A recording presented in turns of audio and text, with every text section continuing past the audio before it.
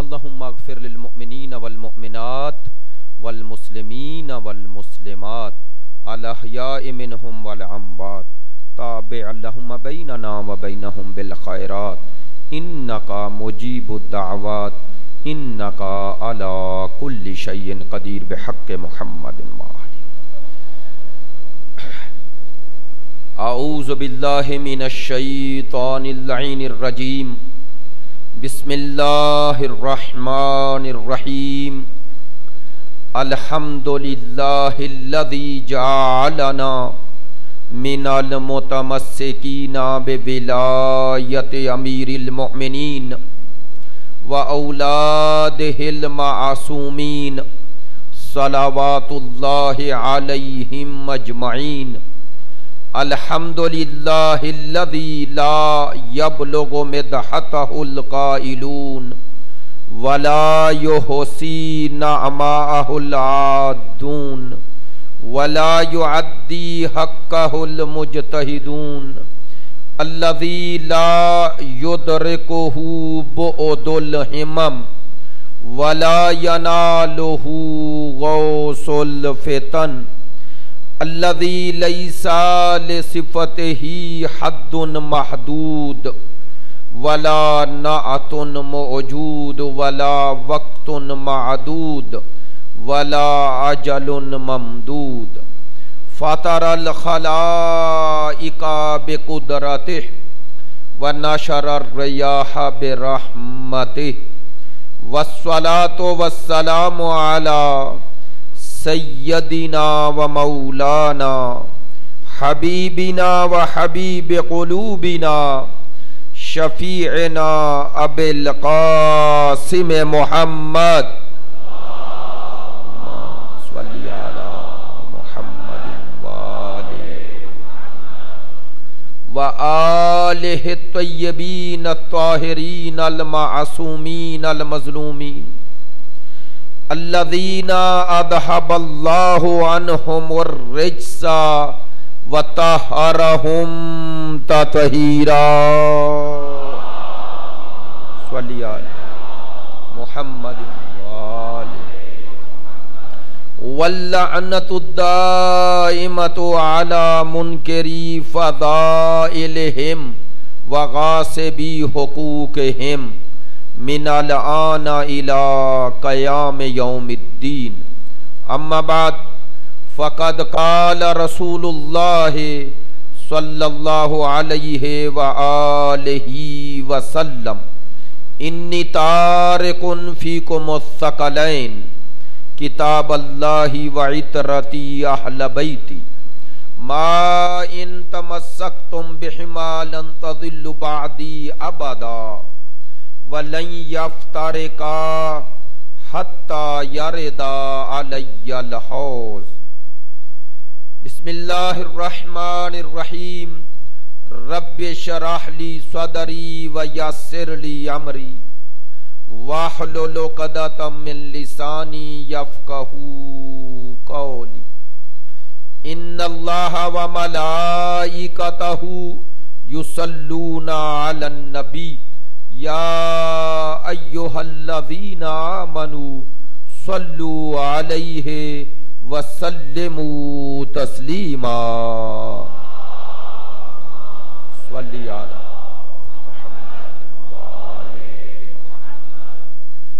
آپ تمام حاضرین کی صحت و سلامتی کے لیے، مقامات مقدسہ کی حفاظت کے لیے، مجاہدین اسلام اور مدافعین حرم اہل بیت کی کامیابی و کامرانی کے لیے، دشمنان دین یزیدیت، ناصبیت، خارجیت کی نیست و نابودی کے لیے، تعجیل ظہور امام زمان کے لیے، ہمارے ملک کے استحکام کے لیے، تمام اسرائے حریت جو جد و جہد کر رہے ہیں، تمام طواغیت اور تمام طاغوتوں کے خلاف ان کی رہائی کے لیے، علماء کرام، مراجع کرام، رہبر عظیم الشان، عزاداران سید الشہداء، ماتمداران مظلوم کربلا کی توفیقات خیر میں اضافے کے لیے اس مجلس میں شریک آپ تمام حاضرین کی تمام مشکلات میں آسانیوں کے لیے اور روحانی اور جسمانی بیماریوں سے شفا یابی کے لیے ان مجالس کی مخلصانہ قبولیت کے لیے ان تمام دعاؤں کی قبولیت کے لیے بلند تر صلوات صلی علی محمد وآل محمد.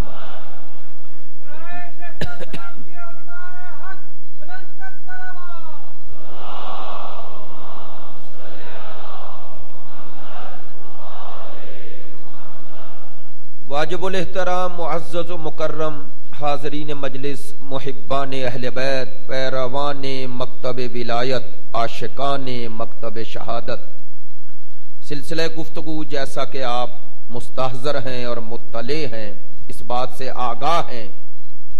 کل میں نے عنوان گفتگو کے حوالے سے گزارش کی تھی اور اشارہ کیا تھا کہ عنوان گفتگو اس عشرہ محرم کے لیے مقام اہل بیت، پیام اہل بیت، بالزبان اہل بیت، اور عرض کیا تھا کہ مقام اہل بیت کو بالزبان اہل بیت عرض کرنے کا مقصد یہ ہے کہ ہم اہل بیت کی شناخت ویسے حاصل کریں جیسے خود اہل بیت نے بتائی ہے.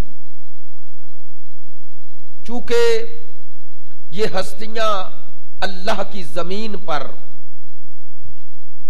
بعد از رسول ہادیان امت ہیں، اور خداوند متعال نے انہیں وہ تمام کمالات، اوصاف، فضائل، صفات عطا کیے ہیں جو کمالات اللہ ہم سے چاہتا ہے. ہم میں ان کمالات کے حصول کی، حاصل کرنے کی صلاحیت رکھی ہے، اور ان میں وہ کمالات فعلیت رکھے ہیں. ان میں وہ کمالات رکھ کے ہمیں دعوت دی ہے کہ تم ان جیسا بنو. ان کی اتباع اور پیروی تمہیں میرے قرب کا سبب بنے گی. اور میں نے کل عرض کیا کہ مقام اہل بیت کی شناخت کا درست ذریعہ یا اس ذات سے پوچھو ان کا مقام کیا ہے جس نے انہیں ہادی بنایا، یا خود ان سے پوچھو کہ ان کا مقام کیا ہے. لہذا بعض لوگوں نے یہ اعتراض کیا ہے کہ یہ جو ائمہ سے منسوب خطبات ہیں، زیارات ہیں، جن میں ائمہ نے اپنا مقام بتایا ہے، تو بعض لوگوں نے کہا ہے یہ مقام امامت یا ان ہستیوں کے شایان شان نہیں. کیوں؟ کہا اس میں خود ستائی ہے، اپنی تعریف ہے، اور انسان کو اپنی تعریف سے منع کیا گیا. یہ ایک تکبر، ایک غرور کی علامت ہے. تو ہمارے علماء نے ان کے اعتراض کا جو ظاہر ہے آل محمد کو اس طرح تسلیم نہیں کرتے. ان کے اس اعتراض کا یہ جواب دیا ہے کہ اصل میں وہ اس نقطے کی طرف متوجہ نہیں ہوئے کہ ائمہ اپنا مقام کیوں بتا رہے ہیں. اس لیے بتا رہے ہیں کہ وہ اس روئے زمین پر انسان کامل ہیں. اب یا تو ان کا مقام جو ان کا شایان شان ہے وہ بتائے جو ان سے برتر ہے، بالا تر ہے، یا وہ بتائے جو ان جیسا ہے. اس کے علاوہ جو ان دو کیٹیگری میں نہیں ہے نکل جائے گا، دو قسموں سے نکل جائے گا. وہ ان کا مقام جتنا بھی بتائے وہ اپنے مطابق بتا رہا ہے، لیکن وہ نہیں بتا رہا جو ان کا ہے. ایسا ہی ہے نا. میں نے رات بھی مثال دی تھی کہ ایک شخص اگر خود میٹرک ہے، اس سے پوچھو کہ فلاں شخص نے پی ایچ ڈی کی ہے، اس کا مرتبہ کیا ہے، وہ نہیں بتا سکتا. یہ تو کہہ سکتا ہے پی ایچ ڈی بہت بڑی ڈگری ہے، لیکن بتا نہیں سکتا. کیوں؟ چونکہ وہ خود جہاں کھڑا ہے جس کا مرتبہ بتانا چاہتا ہے وہ اس سے بہت بلند ہے. تو اب ائمہ کا مقام و مرتبہ اگر کوئی غیر ائمہ میں سے بتائے گا تو وہ اتنا ہی بتائے گا جتنا اس کا فہم و فراست یا علم و شعور ہے، لیکن ان کا مقام حقیقی یا خدا بتا سکتا ہے، وہ ذات پروردگار بتا سکتی ہے چونکہ وہ ان کی خالق ہے، یا یہ خود بتا سکتے ہیں کہ ہم کیا ہیں۔ دوسری بات علماء نے فرمائی ائمہ اس لیے بھی ہمیں اپنا مقام بتاتے ہیں کہ ہم ان کا مقام ماننے میں افراط و تفریط یعنی کمی یا زیادتی کا شکار نہ ہوں، ہم نہ انہیں اس مقام سے بڑھائیں جو انہوں نے خود بتایا، نہ اس سے گھٹائیں۔ بڑھانے میں بھی گمراہی ہے چونکہ وہ مقام جو انہوں نے بتایا وہیں رکنا ہے، جو مقام بتایا اس سے کم ماننے میں بھی گمراہی ہے۔ تو ائمہ اپنا مقام بتا کر ہمیں بتاتے ہیں ہمیں کیسے مانو، ہمیں ویسے نہ مانو جیسے خود سوچ رہے ہو، ہمیں ویسے مانو جیسے ہم بتا رہے ہیں۔ متوجہ ہے انشاءاللہ؟ ایک صلوات بلند آواز سے۔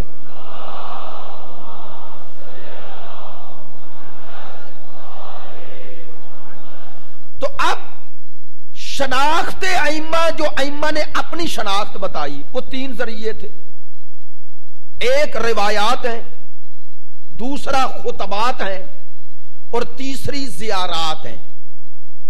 یہ تین چیزوں کے ذریعے ہم ائمہ کی معرفت حاصل کر سکتے ہیں، روایات،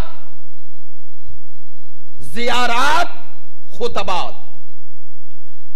انہی ذرائع میں سے ایک ذریعہ زیارات ہیں، توجہ فرمائیں گے۔ زیارات جو ہم جاتے ہیں زیارت امام معصوم کو، توجہ فرمائیں گے، میں نے گفتگو شروع کر دی اور آپ میرے قریب ہیں انشاءاللہ۔ مکتب آل محمد کو اللہ نے چند وجود ائمہ کے صدقے میں ایسی نعمات دی ہیں جس سے دوسرے محروم ہیں۔ ان نعمات میں ایک نعمت زیارت ہے۔ یہ زیارت کا کلچر اور امام کے حضور جانا قصد کر کے اور پھر اس زیارت کے آداب، اس زیارت کے شرائط اور اس زیارت کے اہداف، ہدف کیا ہے، یہ ائمہ نے روایات کی شکل میں بیان کیے۔ فضیلت زیارت، شرائط زیارت، آداب زیارت۔ صرف ائمہ نے اس پہ اکتفا نہیں کیا، خود زیارت تعلیم فرمائی۔ تو دو طرح کی زیارات ہیں جو علماء نے دو درجے کیے ہیں زیارات کے، کچھ معصورہ ہے، کچھ غیر معصورہ، دونوں کی وضاحت کرتا ہوں۔ معصورہ سے مراد کہ وہ زیارات جو خود ائمہ نے تعلیم فرمائی، کچھ غیر معصورہ یعنی ان کی نسبت ائمہ کی طرف ثابت نہیں لیکن پڑھی جا سکتی ہے، ثواب ہے، لیکن علماء فرماتے ہیں بہترین زیارت وہی ہے جس کی نسبت ائمہ کی طرف ثابت ہے۔ توجہ فرمائیں گے، یہ جو زیارات ائمہ نے تعلیم فرمائی، توجہ، یہ وہ نعمت عظمہ پروردگار ہے اور یہ تربیت انسانی کا وہ ذریعہ ہے جو دوسروں کے پاس نہیں۔ ان کے ہاں یہ کلچر زیارت موجود ہی نہیں، یہ ثقافت زیارت کے نام پر اہتمام زیارت سے جانا یہ ثابت ہی نہیں۔ کیوں؟ انسان جاتا اس کے پاس ہے جس کے پاس جانے سے کچھ حاصل ہو۔ میری بات توجہ فرمائیں گے، آپ متوجہ رہیں گے انشاءاللہ۔ میں نے کل بھی عرض کیا تھا، سنجیدہ گفتگو پہ آپ زیادہ توجہ فرماتے ہیں، اس لیے اب 7 سال کے بعد مجھے کوئی فکر نہیں ہوتی کہ آپ سن رہے ہیں اور آپ کے چہرے بتا رہے ہوتے ہیں، اور ظاہر ہے نہ میرا مزاج یہ ہے کہ مجلس میں وہ غیر سنجیدہ ماحول ہو جائے اور نہ آپ کا مزاج ہے، آپ بھی سننا زیادہ چاہتے ہیں۔ انشاءاللہ ہم گفتگو کے آپ تک کچھ پہنچانا چاہ رہے ہیں اور آپ بھی سننا چاہتے ہیں، اس لیے متوجہ ہیں، مجھے اسی بات کی ضرورت بھی ہے اور خوشی بھی ہے۔ اب آپ توجہ فرمائیں گے. میں نے عرض کیا یہ زیارت کی ثقافت کلچر جو مکتب آل محمد میں ہے یہ دوسروں میں ہے ہی نہیں. یہ نعمت عظما ہے. ہر امام نے اپنے پہلے امام جو شہید ہو گئے ان کی زیارت پہ جانے کی تشویق کی ہے, تائید کی ہے, توثیق کی ہے, تصدیق کی ہے, شوق دلایا کہ جاؤ. اور کیا خوبصورت جملے کہے. کہا یہ جاتے ہوئے یہ نہ سوچنا کہ جس کے پاس جا رہے ہو وہ مردہ ہے. یہ عقیدہ رکھ کے جانا کہ ایسے ہی اس کے حضور جا رہے ہو جیسے وہ ہے. سرکار کی حدیث ہے سید الانبیاء کی, من زارنی, جس نے میری زیارت کی, بعد حیاتی, میری ظاہری زندگی کے بعد, فرمایا وہ ایسے ہی ہے جیسے میری زندگی میں میری زیارت کر رہا ہے. میں وہ باتیں نہیں کرنا چاہتا, میرے برادران سارے آتے ہیں, اور جب زیارت کی بات ہو رہی ہے یہ ائمہ علیہم الصلوۃ والسلام, اور اس ائمہ علیہم الصلوۃ والسلام میں وہ نقطہ مرکزی اور محور زیارت سرکار کی ذات ہے. ایسا ہے یا نہیں؟ سید الانبیاء کی ذات مقام افضلیت میں وہ پہلے نمبر پہ ہے. لہذا ہم زیارت کی فضیلت جب بیان کریں گے تو اس زیارت میں پہلی حیثیت سرکار کی ہے. اور الحمدللہ مسلمانوں کی اکثریت, قاطع اکثریت, بلا مبالغہ 90% مسلمان سرکار دو عالم کی زیارت کو ثواب سمجھتے ہیں اور اس زیارت پہ جانا اعزاز سمجھتے ہیں. ہے یا نہیں؟ ایسا ہی ہے نا. لیکن ائمہ معصومین کی نسبت وہ استقبال اور وہ جذبہ نظر نہیں آتا. یہ ایک افسوس کا مقام ہے. ہونا چاہیے. اگر آپ عام اولیاء کی زیارت کرنا ثواب سمجھتے ہیں تو جن کے صدقے میں یہ ولی بنے ہیں, ایسے ہی ہے نا بھائی, جن کے صدقے میں انہیں ولایت ملی ہے اس ولیوں کے ولی کے در پہ جانا ثواب کیوں نہیں, اور جذبہ اور ولولہ اور شوق کیوں نہیں؟ جائیں, ضرور جائیں, تمام مسلمان بھائی جائیں. لیکن اب آپ سے بات کر رہا ہوں. ائمہ معصومین نے فرمایا جانا تو سوچ کر, یہ یقین پیدا کر کے جانا ان کے حضور جا رہے ہو. لہذا یہ زیارت یہ امام معصوم کے ہاں حاضری ہے, حضور ہے, حضور ہے, ان کے ہاں جا رہے ہو زیارت پہ. میں نے 5 مجلس زیارت پہ یہیں پڑھی تھی, 5 مجالس تھی میری اس سال. میں نے وہاں ایک جملہ عرض کیا, بعد میں وہ جملہ عام طور پہ بھی استعمال ہوا. میں نے عرض کیا تھا کہ یہ زیارت کا وہ عربی کا معنی نہیں کہ جو آپ تفریح کے لیے جاتے ہیں.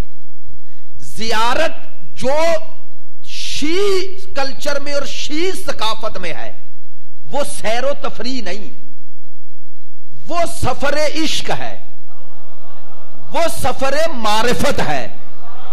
وہ ایک مردہ اب زندگی پانے کے لیے زندہ کے پاس جا رہا ہے.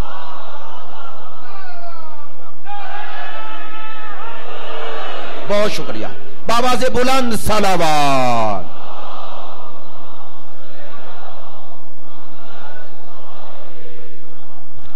یہ کوئی سفر تفریح نہیں ہے. اب آئیں, اب جملہ اب کہہ رہا ہوں جو میں اکثر عرض کرتا ہوں. اور یہ سفر جو زیارت معصوم پر جاتے ہیں, یہ سفر ان قدموں سے سر نہیں ہوتا, یہ جسم کے ان قدموں سے سر نہیں ہوتا, یہ دل کے قدموں سے سر ہوتا ہے. لہذا یہ جسم ان کے حضور جانے سے پہلے اگر روح ان کے قابل ہو جائے, توجہ فرمائیں, اس لیے اس زیارت کے آداب شرائط جو ائمہ معصومین نے بتائے ان میں ایک لفظ بڑا خوبصورت ہے. اور آپ ماشاءاللہ پڑھے لکھے دوست جو چہروں سے مجھے نوجوان بھی نظر آتے ہیں, ایک لفظ ہے ہر معصوم کے لیے، لیکن سید الشہداء کے لیے اس لیے کہہ رہا ہوں۔ معصوم نے فرمایا کہ من زار الحسین فہو عارفا بحقہ، جو زیارت حسین کو جائے بس نہ، لیکن پہلے یہ آمادگی کر کے جائے۔ کون سی آمادگی؟ حسین کا جو حق ہے اس کی معرفت حاصل کر کے جائے۔ اب آپ متوجہ ہیں انشاءاللہ۔ تو پتا چلا یہ جسم ان کے حضور جانے سے پہلے ایک سفر ہے جو جسم نے طے نہیں کرنا، جو دل نے طے کرنا ہے۔ یہ دل کا سفر کیسے طے ہوگا؟ دل کا سفر طے ہوگا کہ دل میں انہیں بساؤ اور ہر اس شے کو دل سے نکال دو جو ان کی محبت دل میں نہیں آنے دیتی۔ میری بات توجہ فرما رہے ہیں؟ متوجہ ہے انشاءاللہ۔ اس دل کا سفر معرفت سے طے ہوگا، اس دل کا سفر ان کی معرفت حاصل کر کے طے ہوتا ہے۔ ماشاءاللہ متوجہ تو آپ ہیں، لیکن بات کہتا ہوں محظوظ بھی ہو جائیں گے، تھوڑا قریب بھی ہو جائیں گے۔ یہ جسم اگر قریب بھی ہو لیکن اگر معرفت نہ ہو تو قریب رہ کے بھی دور ہے۔ میں نے بات کہہ دی ہے اور اس کی وضاحت اس سے زیادہ ہو ہی نہیں سکتی۔ ہاں اگر یہ جسم قریب بھی ہو اگر معرفت ہی نہیں تو قریب ہو کے دور ہے۔ لے بھائی آپ بات کو اپنی مرضی پہ نہ ڈھال لیں، میں کر دیتا ہوں۔ یہ منافق رسول کے قریب تھے یا نہیں تھے؟ نا، قریب ہو کے بھی دور ہیں۔ اور اویسے کرنی دور تھا، ایسے ہی ہے نا بھئی، یہ منافق قریب ہو کے دور ہیں اور وہ اویسے کرنی دور ہو کے قریب ہے۔ کیوں؟ اس کا جسم قریب نہیں، اس کی روح مصطفیٰ کے قریب ہے۔ توجہ فرما رہے ہیں؟ لہذا یہ قرب جسمانی کوئی حیثیت نہیں رکھتا۔ میں نے پھر بات کہہ دی ہے، یہ قرب جسمانی کوئی حیثیت نہیں رکھتا۔ یہ جسم جہاں بھی ہو اس کی کوئی حیثیت نہیں۔ بات میری آپ سے ہو رہی ہے تو وضاحت کر دیتا ہوں، پڑھے لکھے دوست ہیں، میری بات کی تائید فرماؤ گے امام رضا علیہ الصلوۃ والسلام کی۔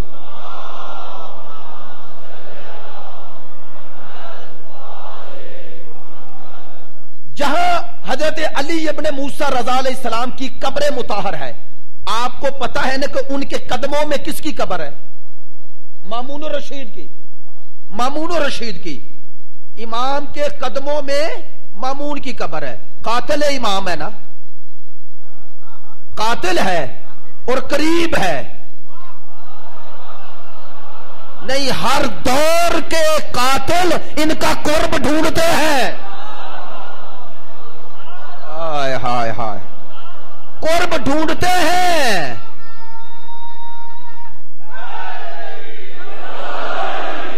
وہ قریب ہے، امام کے قریب، قدموں کی طرف۔ لیکن بتائیے امام کے قرب کی اس منزل پہ کہ قدموں میں دفن ہے، کوئی فائدہ ہوگا؟ نہیں فائدہ ہوگا۔ کیوں نہیں ہوگا؟ چونکہ اس کے قریب نہیں، جسم قریب ہے، روح دور ہے۔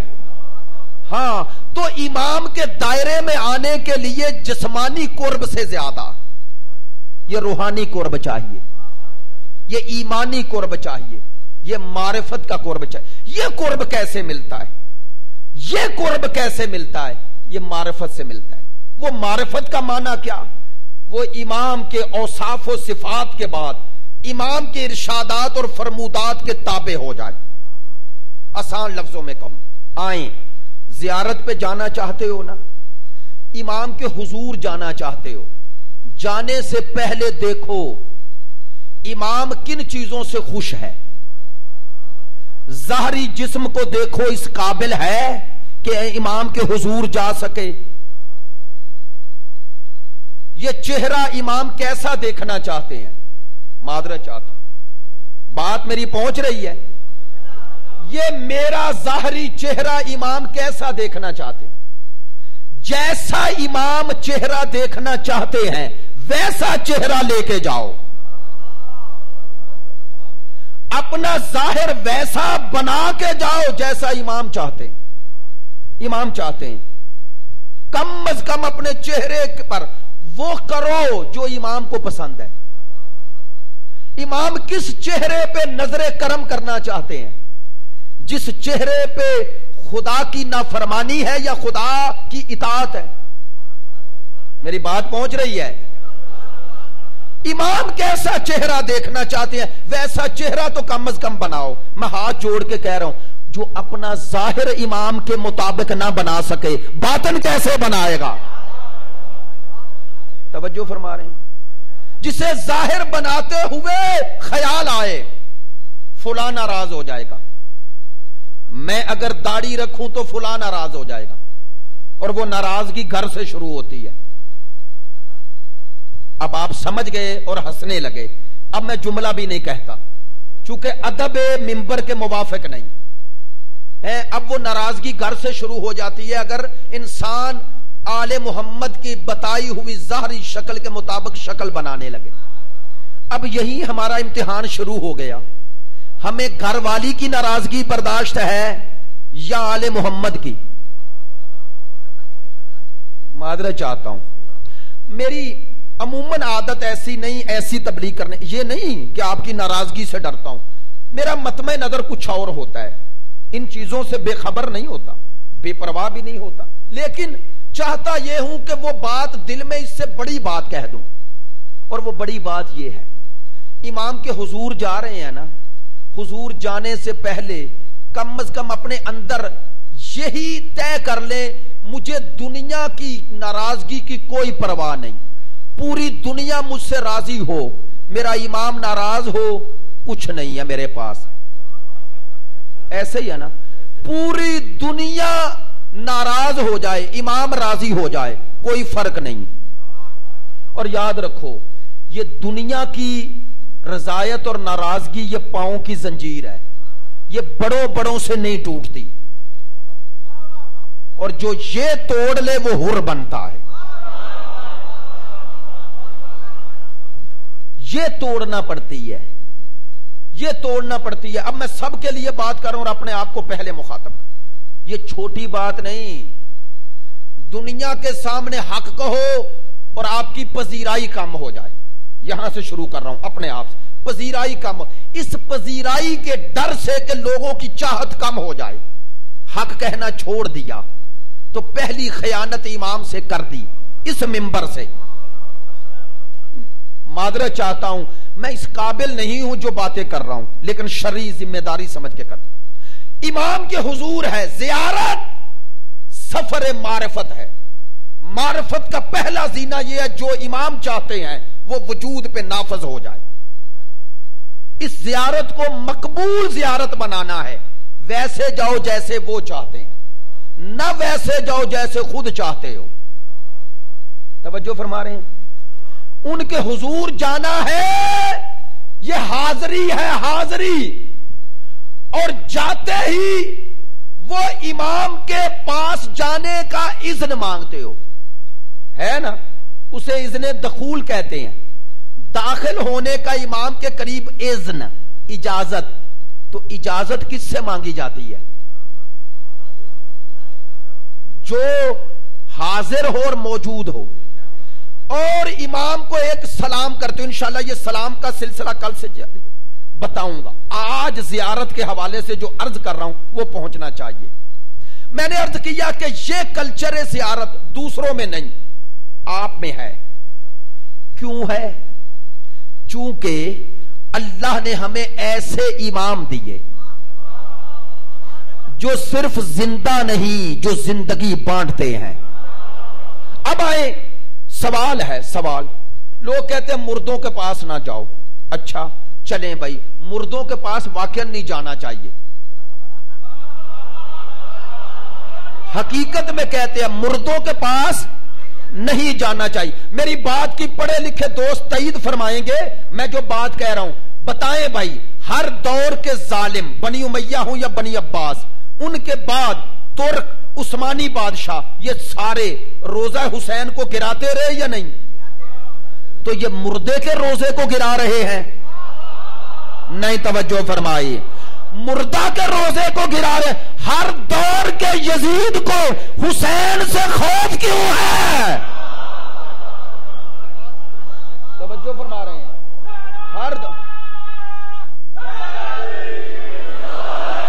بڑی مہربانی، ہر دور کے یزید کو یہ حسین ابن علی سے اور ان ائمہ سے خطرہ کیوں ہے؟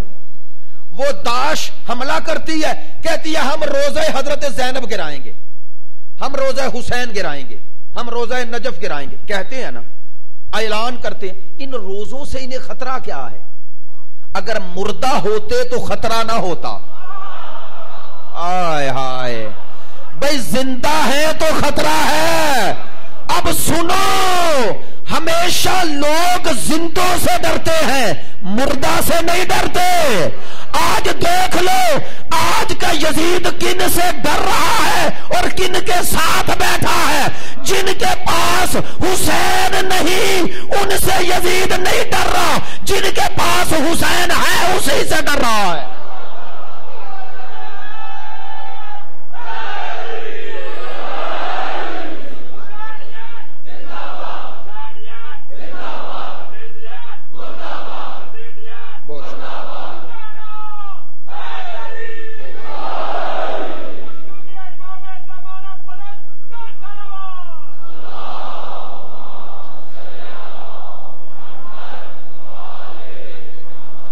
بھئی آج کا یزید بھی ان سے ڈر رہا ہے جن کے پاس حسین ہے، حسین ہے۔ میں نے ایک جملہ ایک وقت میں غدیر پہ پڑھتے ہوئے کہا تھا کہ یہ ولایت روح دین ہے۔ یہ لفظ روح کی عظمت کو آپ سمجھتے ہیں، آپ سب موجود ہیں تو میں آپ کو اپنی بات سنا رہا ہوں نا، کیونکہ آپ میں روح ہے، روح ہے۔ ہر انسان اس وقت تک کسی سے کوئی لے سکتا ہے چیز یا دے سکتا ہے، فائدہ لے سکتا ہے یا دے، جب تک اس میں روح ہے۔ ایسا ہے یا نہیں؟ اگر انسان کو خبر ملے فلاں شخص مردہ ہو گیا تو پھر اس سے کچھ مانگتا نہیں۔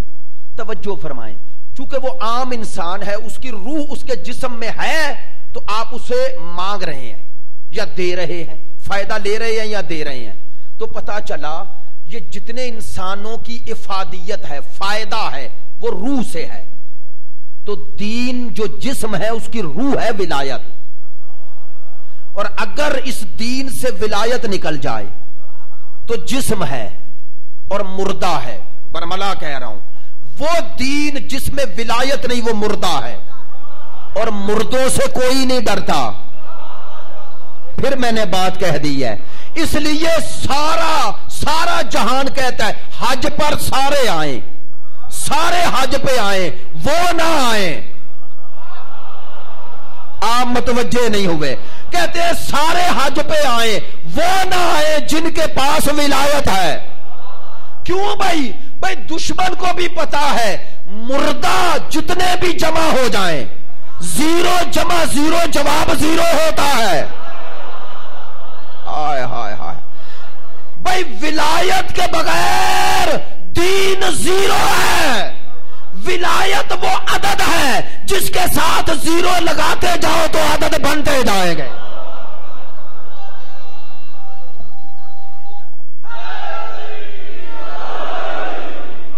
توجہ فرما رہے ہیں، دین کی حیات ان سے ہے۔ اب ان کے حضور جانا زیارت کے لیے، یہ ہے ہمارا دعویٰ۔ ہم انہیں مردہ سمجھ کے نہیں جاتے، لیکن یہ دعویٰ دلیل، چھوٹی چھوٹی 2 آیتیں پڑھنی ہیں، آپ کو قریب کر لینا ہے۔ عزیزو، قرآن مجید کی دونوں آیتیں تمام مسلمان مانتے ہیں۔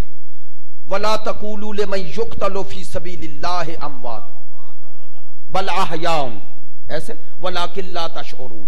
ایک وَلَا تَحْسَبَنَّ الَّذِينَ قُتِلُوا فِي سَبِيلِ اللَّهِ أَمْوَاتٌ بل احیاء عند ربہم یرزقون۔ 2 آیتیں، دونوں میں اللہ نے کہا انہیں مردہ نہ کہو، انہیں مردہ گمان نہ کرو۔ کن کو؟ جو اللہ کی راہ میں قتل ہو جائیں، قتل ہو جائیں، انہیں مردہ۔ تو قتل کیا ہوا ہے اگر مردہ نہیں کہنا؟ پہلے کہا جو قتل ہو جائیں اللہ کی راہ میں، تو قتل کچھ ہوا ہے نا، جسم پہ چھری چلی نا، جب چھری چلی تو جسم کا روح سے رابطہ ٹوٹا نا، شہید کو دفن کرتے ہو یا نہیں کرتے ہیں نا، سارے احکام باقی جیسے ہیں نا، لیکن اللہ پھر بھی کہہ رہا مردہ نہ کہو۔ خود یہ آیت بتا رہی ہے کہ وہ جس پہ چھری چلی وہ جسم ہے، اور وہ جو باقی رہ گیا روح ہے۔ کیوں باقی رہ گئی؟ وہ حیات جو اللہ اعلان کر رہا ہے انہیں مردہ نہ کہو یہ زندہ ہیں، وہ زندہ جسم ہے یا روح؟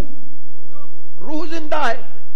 اللہ کہہ رہے ہیں انہیں مردہ نہ کہو، تو مردہ نہ کہنے کا معنی کہ زندہ ہے، تو کم از کم جو شہید ہوگا وہ تو مردہ نہیں نا۔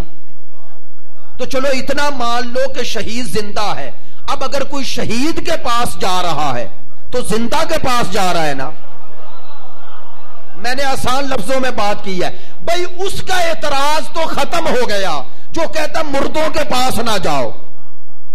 اچھا عام شہید زندہ، عام شہید، اب ہر مذہب کا شہید اپنا ہے، ایسا ہی ہے نا، میری بات توجہ فرمائیں گے، ہر مذہب کا شہید اپنا، ممکن ہے دوسرا اسے شہید کہے آپ نہ مانے، میں جسے شہید کہوں وہ نہ مانے، لیکن آؤ سارے مسلمانوں سے پوچھو حسین شہید ہیں یا نہیں ہے؟ نہیں، ایک جملہ کہہ رہا ہوں، آپ متوجہ ہیں اور آپ کی زبانوں میں بھی آ رہا، حسین صرف شہید نہیں، سید الشہداء، جو شہیدوں کا سردار ہو، تو جس طرح وہ شہیدوں کا سردار ہے اس کی زندگی بھی اتنی بلند ہے نا۔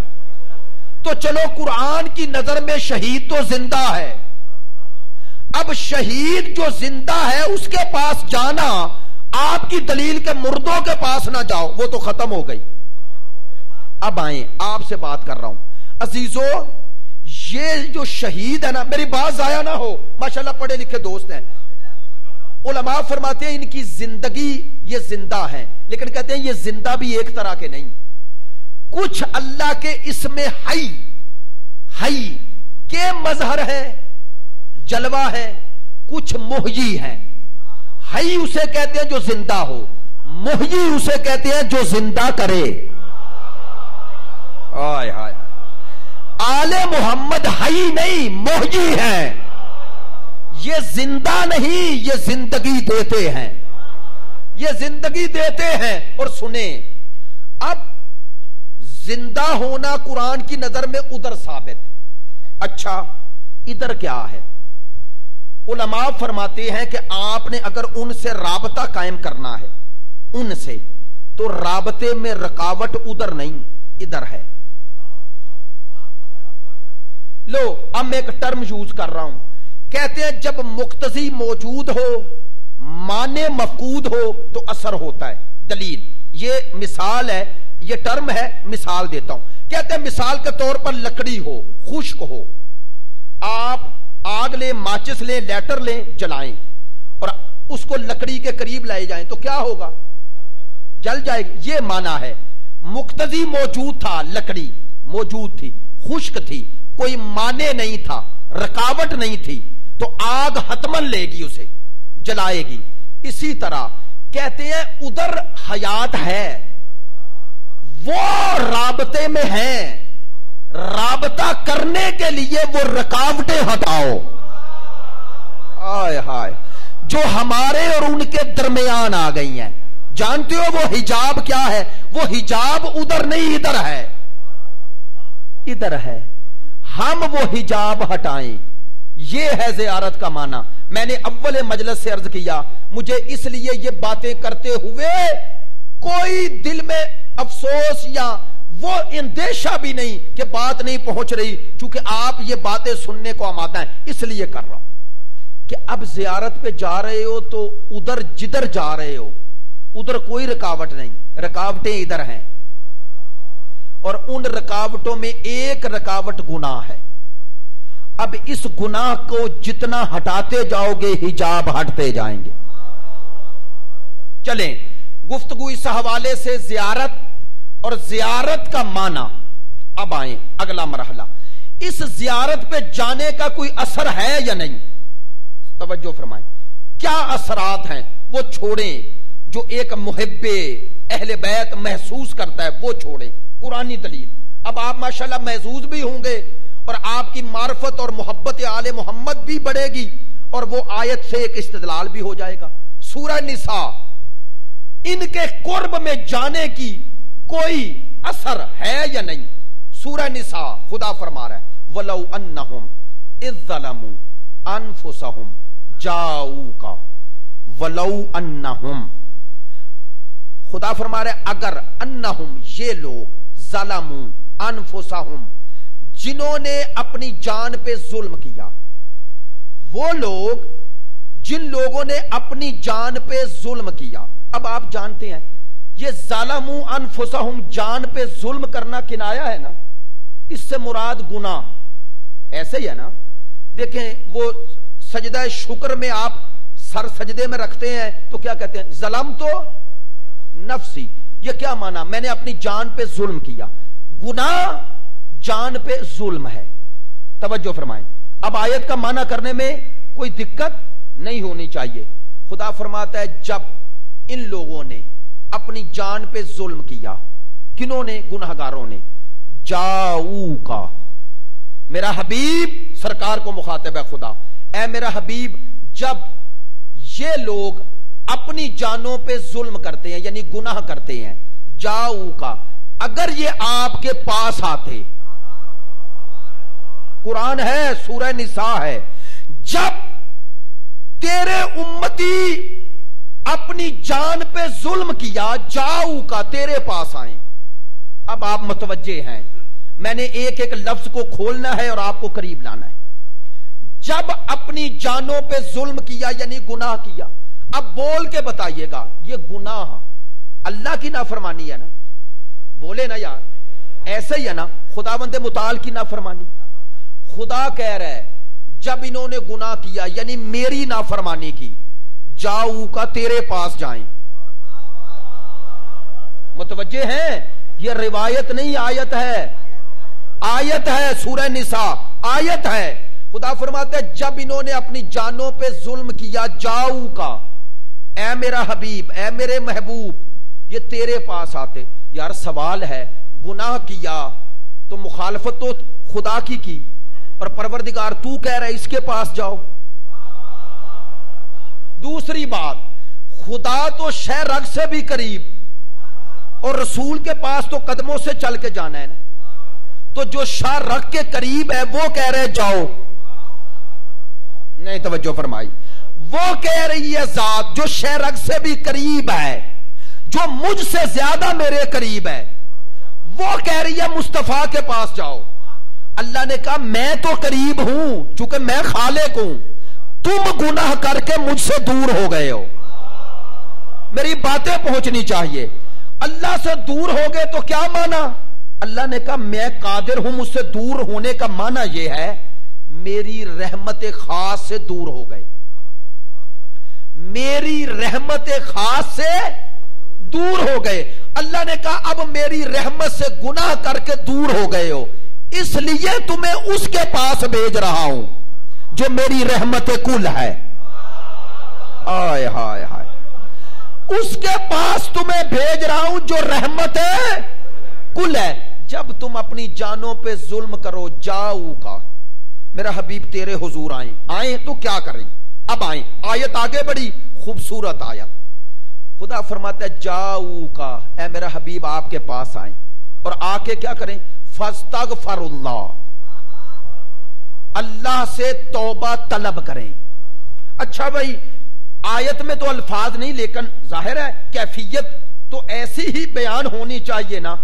جب گناہگار سرکار کے پاس آئے گا تو گناہگار ہے نا، میری بات توجہ فرما رہے، گناہگار ہے تو شرمندہ ہو کے آئے گا یا غرور سے آئے گا؟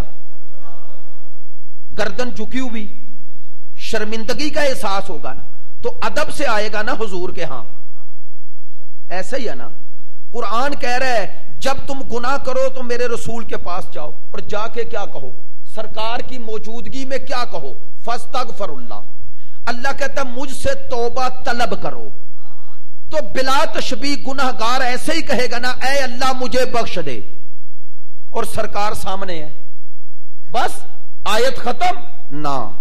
اب جملہ سمجھنے والا ہے.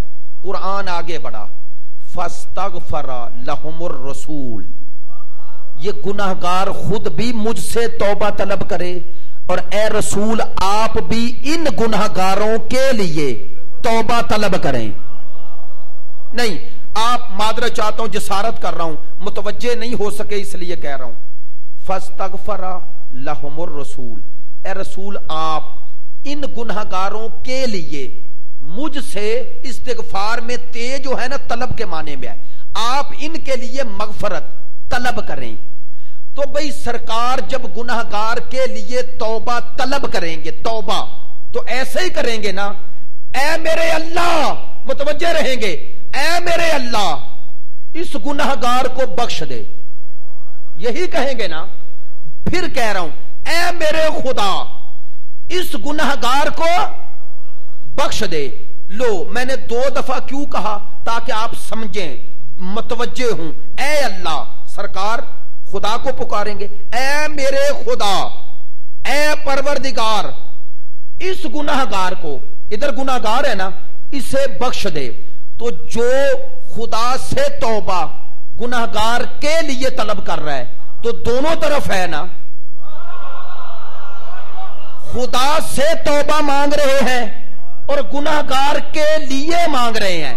تو ایک طرف ہے سرکار کے گناہگار، ایک طرف ہے پروردگار، اور درمیان میں ہے مصطفیٰ. اور بندہ خدا جو درمیان میں آ جائے اسے ہی وسیلہ کہتے ہیں. آئے ہائے ہائے اللہ، ماشاءاللہ آپ متوجہ ہو گئے. توجہ فرمائے، آیت جو آگے ہے، میں کچھ چہرے دیکھ رہا ہوں ان کی آنکھوں میں آنسو ہیں. یہ مجلس کی معنویت ہے، یہ روحانیت ہے. فاستغفر لہم الرسول، اے رسول آپ ان گناہگاروں کے لیے توبہ طلب کریں، طلب کریں. آیت آگے بڑھی، کیا خوبصورت جملہ ہے، لوجد اللہ توابا رحیما. جیسے ہی مصطفیٰ تم گناہگاروں کی سفارش کرے گا، تم اللہ کو توبہ قبول کرنے والا اور رحیم پاؤ گے. آئے ہائے ہائے، لوجد اللہ توابا رحیما. کب؟ جب مصطفیٰ ان گناہگاروں کے لیے مجھ سے توبہ طلب کرے. تو جو خدا سے توبہ طلب کریں گے مصطفیٰ، توجہ، اگر سرکار کی توبہ گناہگار کے حق میں اثر انداز نہیں تو کریں گے کیوں؟ اور اگر ہے تو ماننا پڑے گا ان کے حضور جانے کا یہ اثر ہے. نہیں یار توجہ نہیں فرمائی. اب بتاؤ یہ آیت صرف سرکار کی زندگی سے ہے؟ کیا گناہگار جو سرکار کی 23 سالہ اعلان نبوت میں گناہ کرے اس کے لیے حکم ہے؟ بھئی اگر سرکار قیامت تک ہیں اور رحمت بھی ہیں تو آج بھی گناہگاروں کے لیے وسیلہ ہے. اب آئیں اب آئیں اب آئیں اب آئیں. میں نے عابدی صاحب وہ پڑھا، وہ مدینے کا جو خطبہ دینے والا ملعون تھا نا، کہنے لگا میں نے 22 سال خطبہ دیا، میں ایک دن بھی رسول کے روزے پہ نہیں گیا. میں نے یہ جملہ پہلے بھی کہا تھا، میں کہہ رہا ہوں تو نہیں گیا نہ سمجھ، تجھے رسول نے آنے ہی نہیں دیا.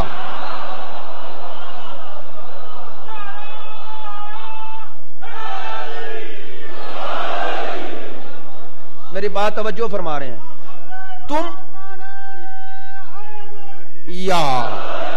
تم سمجھ رہے ہو کہ میں گیا نہیں، تم جانا بھی چاہتے تو وہ آنے ہی نہ دیتا، نہ خدا نہ مصطفیٰ.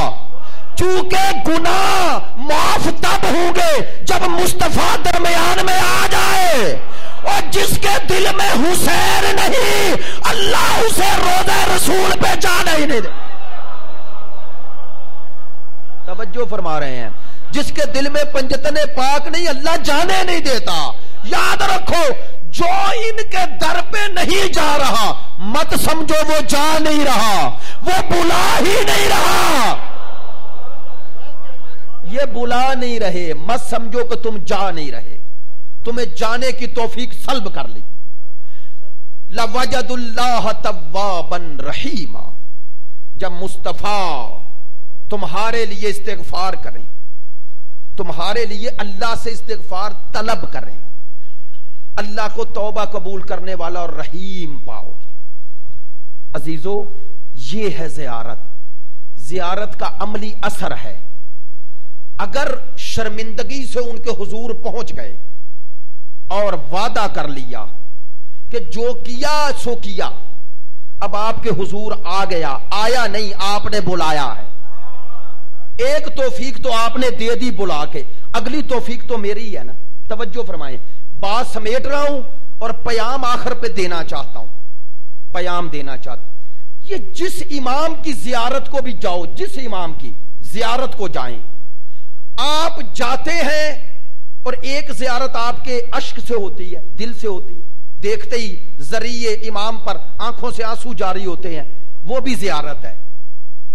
مجھے یاد ہے میں قم میں تھا اور مشہد زیارت کے لیے مشرف ہونے کے لیے نکلا، تو میرے استاد تھے ایک علم اخلاق کے، میں نے ان سے کہا قبلہ جا رہا ہوں، استاد محترم کوئی مجھے نصیحت فرمائیں زیارت کے آداب میں۔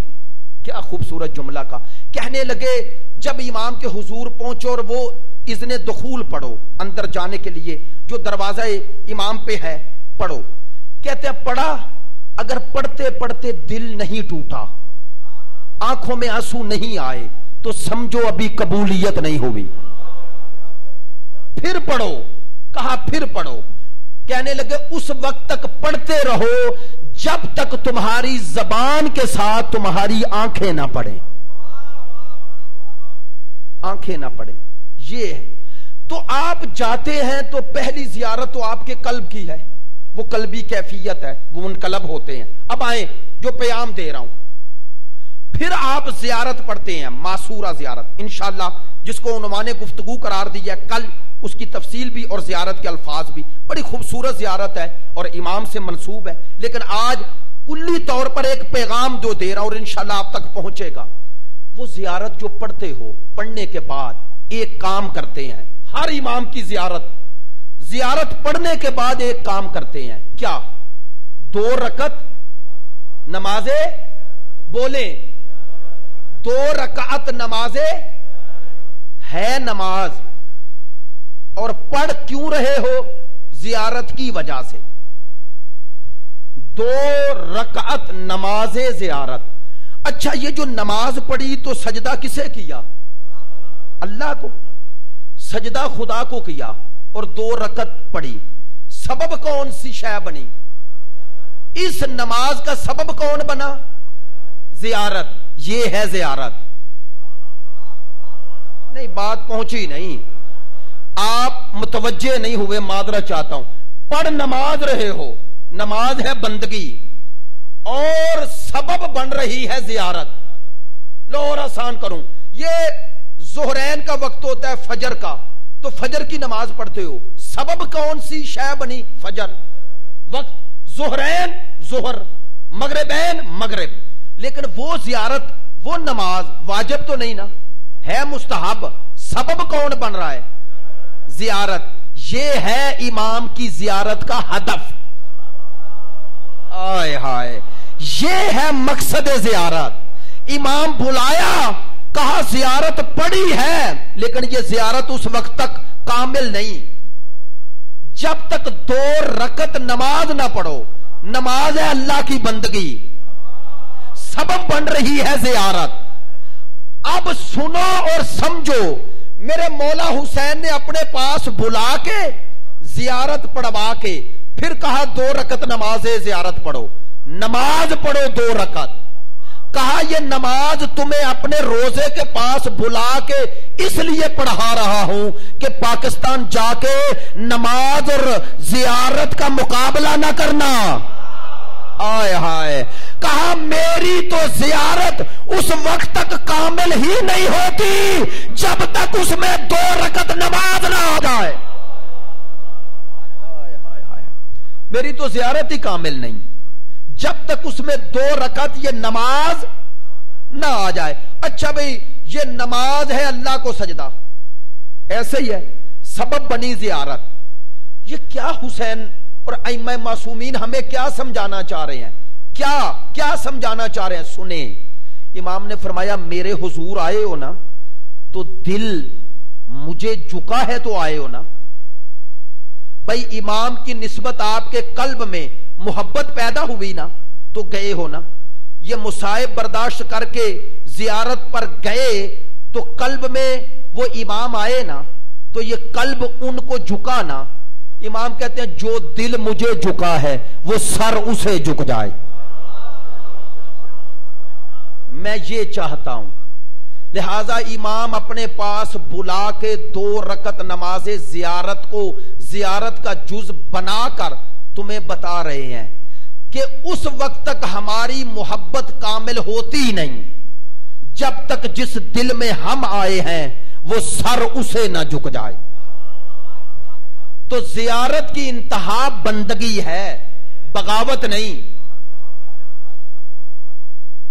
زیارت کی انتہا بندگی ہے, بغاوت نہیں.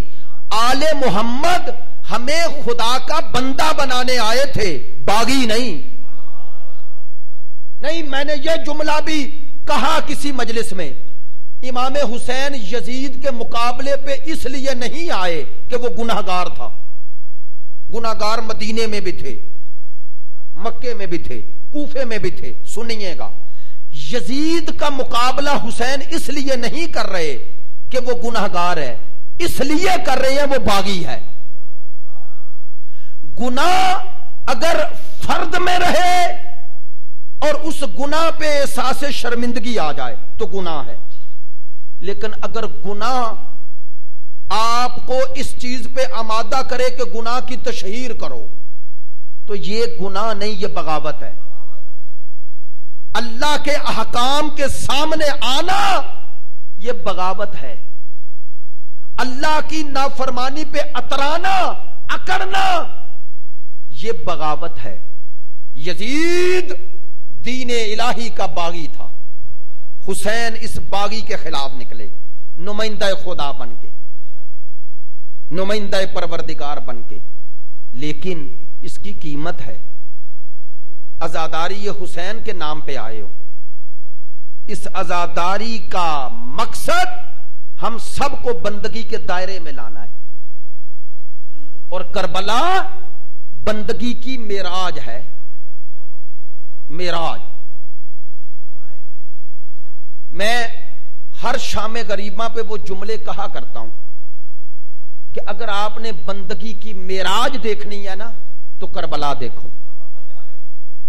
بھئی بندگی کی معراج نہیں, اکبر, قاسم, اون و محمد, عباس دے کر حسین سر سجدے میں رکھ رہے ہیں. اللہ اکبر. یہ بندگی کی معراج نہیں. جتنے حسین قربانیاں دیتے جا رہے ہیں اتنی بندگی بڑھتی جا رہی ہے. مجھے نہیں پتا آپ اس جملے کی معنویت کو کتنا سمجھیں گے, لیکن کہہ دیتا ہوں. دنیا میں کسی شخص پر مصائب جتنے بڑھیں خدا سے اتنا دور ہوتا ہے. کربلا میں حسین وہ عظیم امام ہے, مصائب بڑھتے گئے اور بندگی بڑھتی گئی. اکبر دیا, بندگی خدا بڑھ گئی.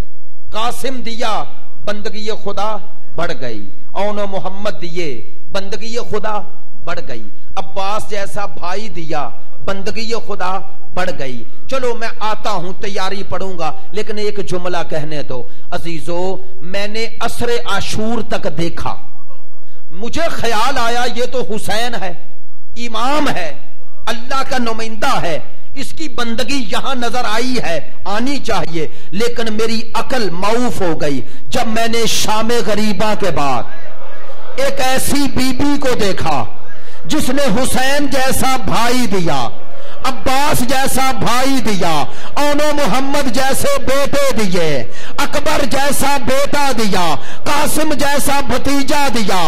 ہاں اگلا جملہ کہوں, اما زہرا کی چادر دے دی, پردے کا محافظ بھی چلا گیا اور پردہ بھی چلا گیا. خیموں کو آگ لگی ہوئی ہے. ان جلتے خیموں میں اور بکھرے لاشوں میں نے دیکھا زینب نے سر سجدے میں رکھ دیا.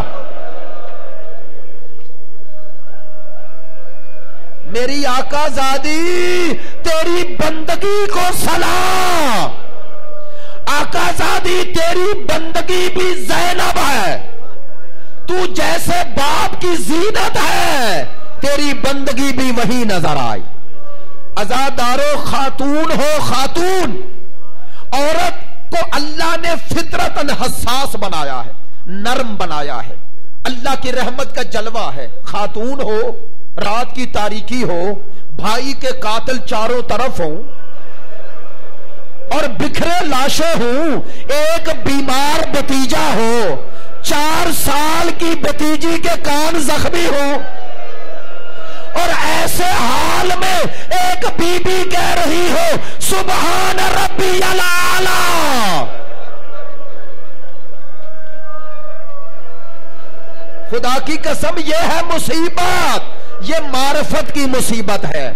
ہاں کربلا کو سمجھو, اگر عارف خدا بننا ہے, ولی خدا بننا ہے تو کربلا کو اس جہت سے دیکھو. یہ گناہوں کی معافی مانگنی ہے, اس جہت سے دیکھو.